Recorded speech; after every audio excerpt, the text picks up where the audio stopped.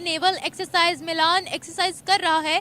50 मुल्कों की नेवीज इसमें शामिल है, जिनमें बहुत बड़े बड़े ममालिक के नाम शामिल है। सबसे बड़ा युद्धाभ्यास जो कि नेवल युद्धाभ्यास है विशाखापट्टनम में होने जा रहा है और 51 देश तैयार हैं इसके लिए। हिंदुस्तान के समंदर में इन दिनों वॉरशिप गरज रहे हैं। यूएस, जापान, ऑस्ट्रेलिया, ऐसे ही बहुत अहम इंपॉर्टेंट और बड़े बड़े ममालिकों की नेवीज इस एक्सरसाइज में शामिल है। ऐसा पहली बार हुआ है कि इतने सारे देश मिलकर, वहां की नौसेना मिलकर किसी देश में युद्धाभ्यास कर रहे हो। तो भारत में अलबत्ता बड़ी खुशी का समा होगा, खास तौर पे मोदी साहब तो बहुत ही खुश होंगे। और ये 9 दिन तक लगातार चलने वाली है। इससे चाइना को बहुत ज्यादा धचका लग रहा है। ये एक बड़े पैमाने पे एक्सरसाइज हुई हैं। 90% of students used to study from Indian activists, from Indian professors, from Indian books. 90% लोग आईटी सेक्टर के स्पेशली वैसे बाकी सेक्टर्स के भी, लेकिन स्पेशली आईटी सेक्टर के बच्चे जो हैं वो इंडियंस को फॉलो अप करते हैं। इस तरीके से भारत चाइना को मात दे रहा है, काउंटर कर रहा है। आपको इतनी जरूरत पड़ गई अपने बॉर्डर्स पे अपनी लोगों को तैयार करने की, आप लोगों के जहन मजबूत नहीं कर रहे हो। असल में वो क्या कह रहे हैं जी कि हम इंटरऑपरेबिलिटी डेवलप करना चाह रहे हैं।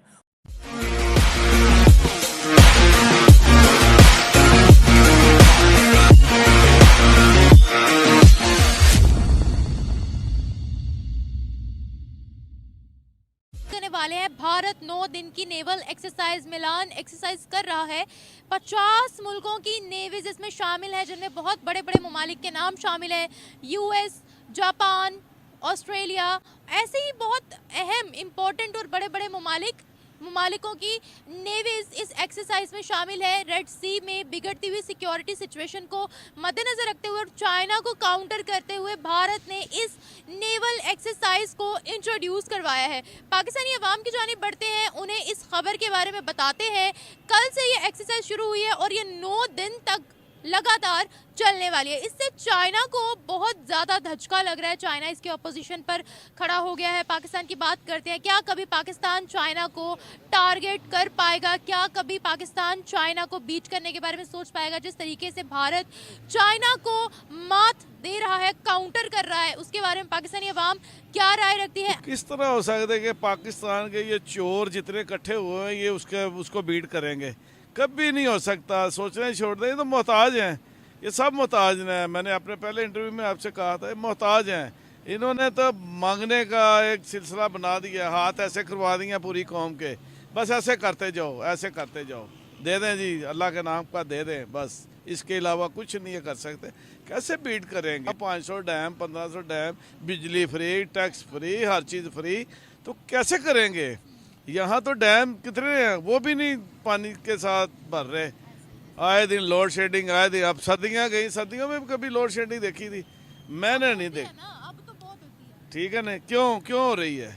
नीयतें नहीं ठीक इन हुक्मरानों की। इनका ये जो अभी कर रहे हैं, ये शोर शराबा, ये रोज़ मीटिंगें हो रही हैं रोज़। जी जरदारी साहब मेरे यहाँ क्या कह रहा था बिलावल? 300 यूनिट फ्री दूंगा। नहीं, वो तो अलीम खान ने कहा है ना 300 यूनिट ने भी कहा। हाँ, तो कहाँ से देंगे? इनके घर में बिजली पैदा हो रही है, ये देंगे? कभी नहीं ऐसा होगा, ये कर ही नहीं सकते, कभी नहीं कर सकते। इनके पास है ही कुछ नहीं, मेरे पल्ले ही कुछ नहीं है। तो मैं तो कहूँगा Nimra is a great, Nimra is a सार। मैं तो गीत गाऊँगा, वो जटकी सी मिसाल का पंजाबी दी मिसाल, जिदा खाइए उदा गाइए। अब ये वहाँ से ले रहे हर चीज़, वो इनको दे रहे, तो ये तो कहेंगे हमारा आका, हमारा मौला, ये सब कुछ मानने के लिए तैयार है। भारत हमसे बहुत ज़्यादा आ गया, बहुत ज़्यादा। उनकी करेंसी इवन हमसे बहुत ज़्यादा ऊपर जा चुकी है।